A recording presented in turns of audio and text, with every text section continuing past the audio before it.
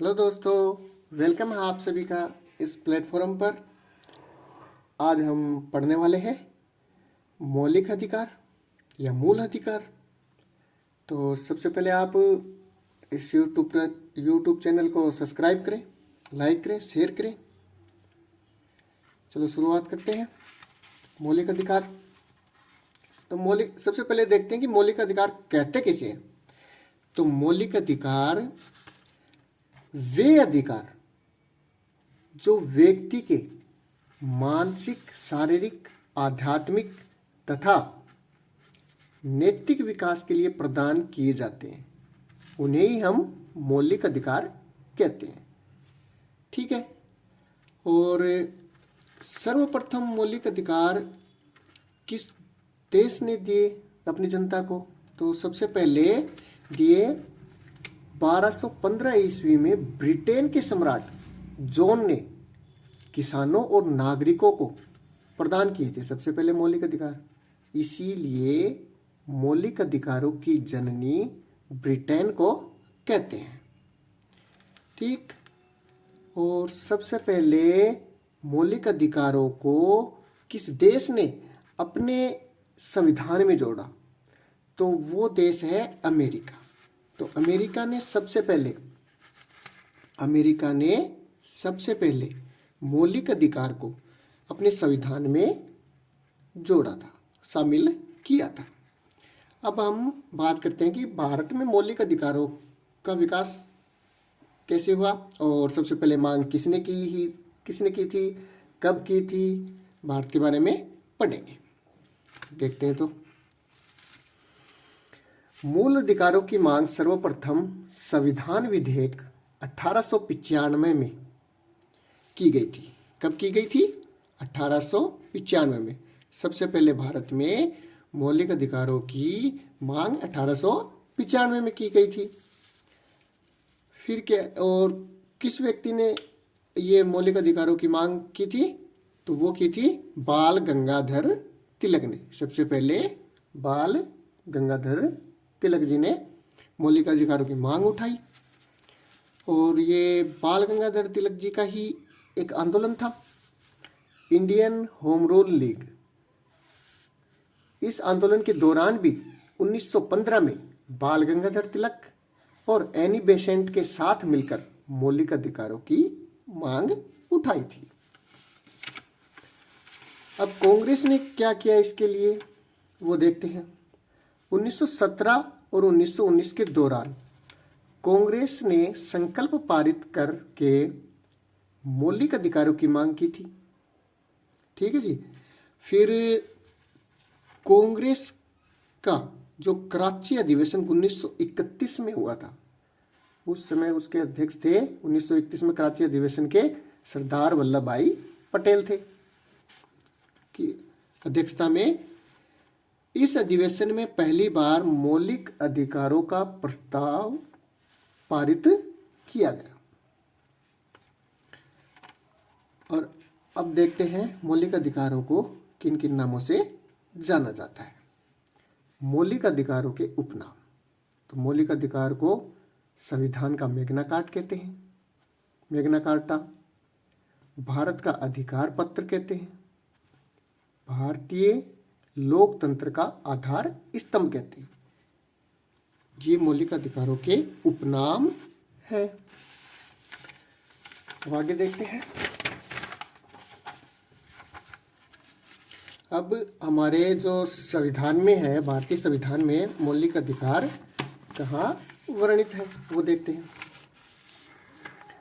मौलिक अधिकारों का प्रावधान भारतीय संविधान के भाग 3 में वर्णित है और अनुच्छेद 12 से 35 तक मौलिक अधिकारों की बात की गई है।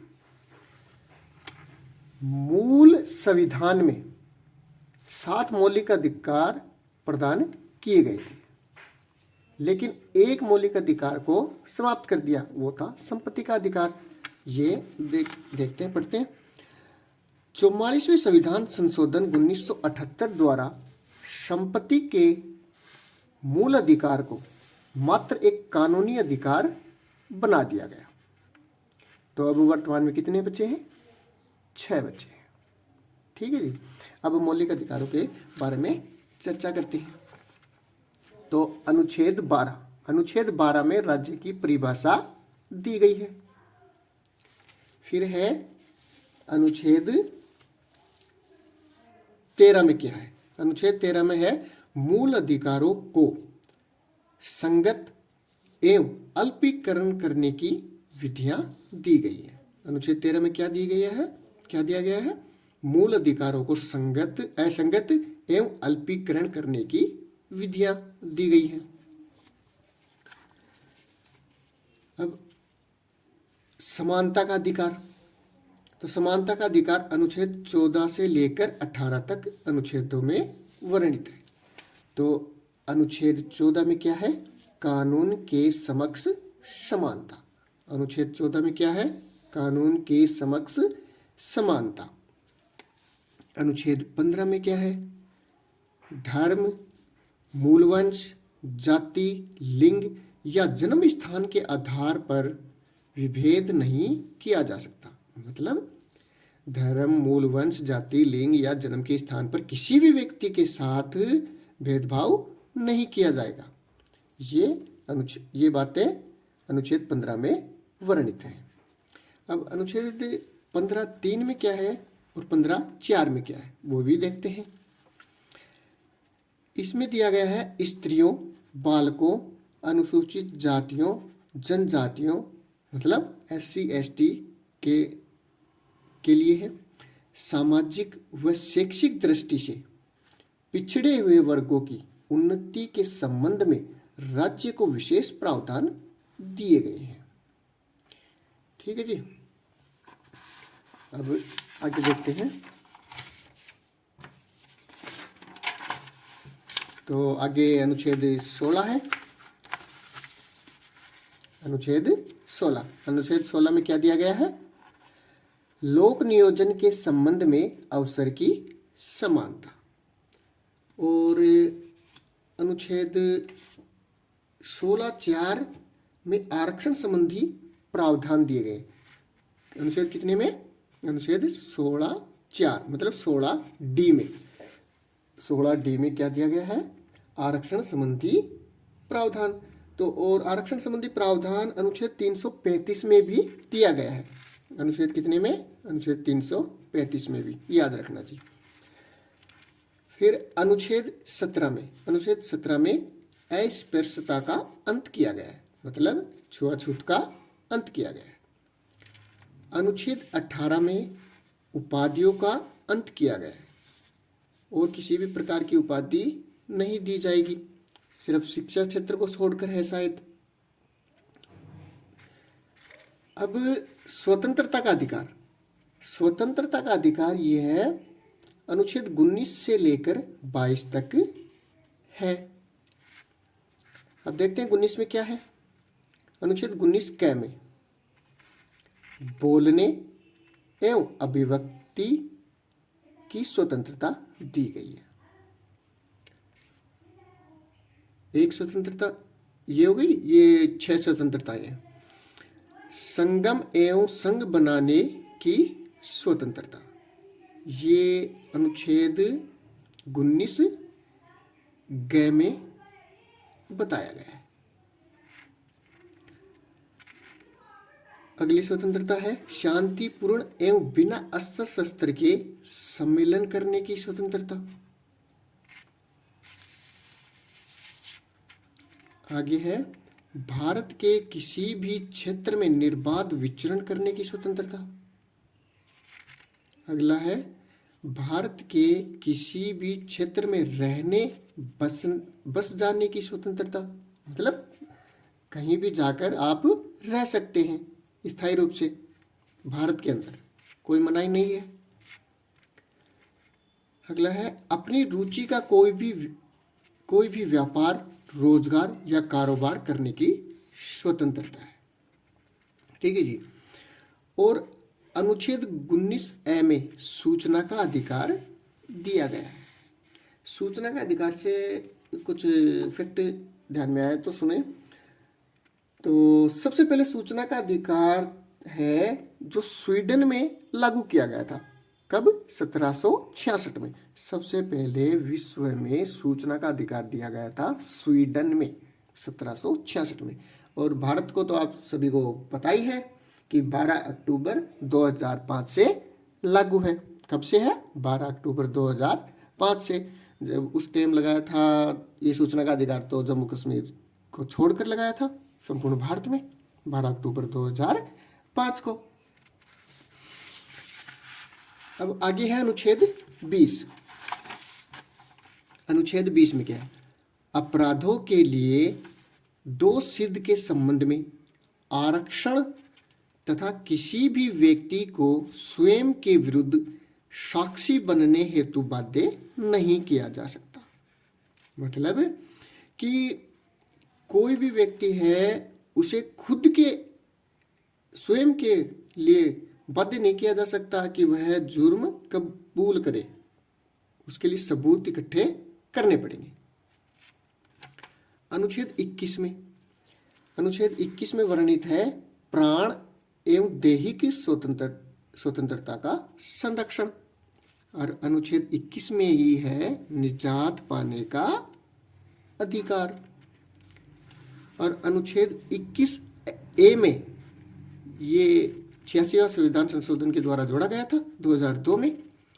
6 से 14 वर्ष तक की आयु के बच्चों को निःशुल्क व अनिवार्य शिक्षा प्राप्त करने का अधिकार।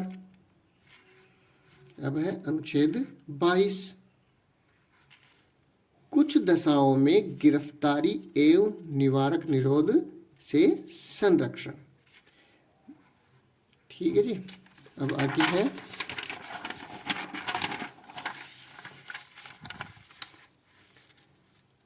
शोषण के विरुद्ध अधिकार। अगला अधिकार कौन सा है? शोषण के विरुद्ध अधिकार।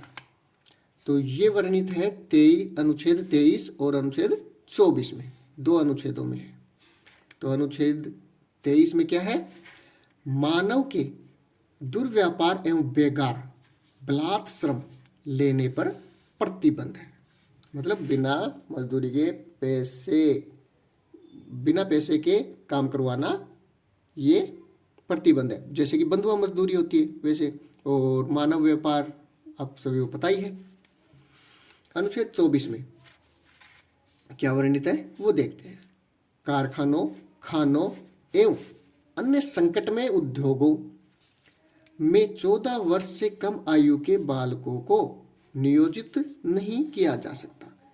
मतलब जो जोखिम भरे जो काम है उसमें 14 वर्ष से कम वाले आयु को बच्चों को काम पे नहीं लगाया जा सकता।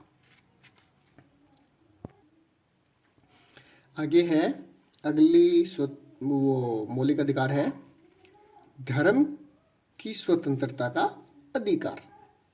ये वर्णित है अनुच्छेद 25 से लेकर 28 तक। 25 से लेकर 28 तक वर्णित है। तो अनुच्छेद 25 में क्या है ये वो देखते हैं। किसी भी धर्म को अबाध रूप से मानने, आचरण करने, प्रचार करने की स्वतंत्रता दी गई है। ये स्वतंत्रता किसमें है? अनुच्छेद 25 में। अनुच्छेद 26 में क्या दिया गया है? धार्मिक कार्यों के प्रबंधन की स्वतंत्रता। मतलब आप धार्मिक कार्य कर सकते हैं, जैसे कि आपको कोई मनाही नहीं है रात्रि जुगों पर हो जाए। अनुच्छेद 27 में धर्म के आधार पर किसी को भी कर का मतलब टैक्स देने के लिए बाध्य नहीं कर सकते हैं। अनुच्छेद 28 में क्या है? राज्य द्वारा संचालित किसी भी शिक्षण संस्था में धर्म की शिक्षा नहीं दी जाएगी। ये अनुच्छेद 28 में है। अब है अगला अधिकार संस्कृति एवं शिक्षा संबंधी अधिकार। संस्कृति एवं शिक्षा संबंधी अधिकार ये वर्णित है अनुच्छेद 29 और 30 में, 2 अनुच्छेदों में। तो अनुच्छेद 29 में क्या दिया गया है? 29 में अल्पसंख्यक वर्गों के हितों का संरक्षण। अनुच्छेद 30 में क्या दिया गया है? धर्म या भाषा पर आधारित सभी अल्पसंख्यक वर्गों को अपनी रुचि की शिक्षण संस्थाओं की स्थापना एवं प्रशासन का अधिकार है। मतलब जो भी अल्पसंख्यक है, जैसे है मुस्लिम, जैन, बौद्ध, ईसाई, ये सभी अपने धर्म के और भाषा के अनुसार अपनी एक शिक्षण संस्थाएं खोल सकते हैं और उनका प्रशासन भी स्वयं कर सकते हैं। अब अगली स्वतंत्रता अधिकार है अनुच्छेद 30 तक हो गए। अब अगला है अनुच्छेद 31। अनुच्छेद 31 क्या था? तो ये अनुच्छेद 31 में संपत्ति का अधिकार से संबंधित ही था, जो 1978 में 40वां संविधान संशोधन कर इसे निरस्त कर दिया गया। अनुच्छेद 31 को क्या कर दिया गया? निरस्त कर दिया गया। अब है संवैधानिक उपचारों का अधिकार। मतलब ये कहाँ तक है? 32 से लेकर 35 तक के अनुच्छेदों में वर्णित है। तो अनुच्छेद 32 को जो भीमराव अंबेडकर जी हैं, उन्होंने संविधान की आत्मा का, और याद रखना कि जवाहरलाल नेहरू ने प्रस्तावना को संविधान की आत्मा का। अनुच्छेद 32 को तो किसने कहा संविधान की आत्मा? डॉक्टर भीमराव अंबेडकर ने। और प्रस्तावना को संविधान की आत्मा किसने कहा? पंडित जवाहरलाल नेहरू ने। तो अनुच्छेद 32 में देखते हैं क्या है। अनुच्छेद 32 के अनुसार सर्वोच्च न्यायालय मौलिक अधिकारों की रक्षा करने के लिए 5 प्रकार की रीट या याचिका जारी कर सकता है। तो वो 5 प्रकार की याचिकाएं या रीट कौन सी है वो देखिए। पहली है बंदी प्रत्यक्षीकरण, दूसरी है परमादेश, तीसरी है उत्प्रेक्षण, चौथी है प्रतिषेध, और 5वीं रीट कौन सी है? अधिकार परीक्षा। तो ये जो सर्वोच्च न्यायालय है, हाई कोर्ट है, वो तो ये रीट जारी करता है अनुच्छेद 32 के तहत। और उच्च न्यायालय है, जो राज्यों में जो न्यायालय है, उच्च न्यायालय, वो 226 के तहत ये रीटें जारी करता है। अब सर्वोच्च न्यायालय को मौलिक अधिकारों का संरक्षणकर्ता, प्रहरी, सुरक्षा कवच कहते हैं। सर्वोच्च न्यायालय को मौलिक अधिकारों को क्या कहते हैं? संरक्षणकर्ता कहते हैं, प्रहरी कहते हैं, सुरक्षा कवच कहते हैं।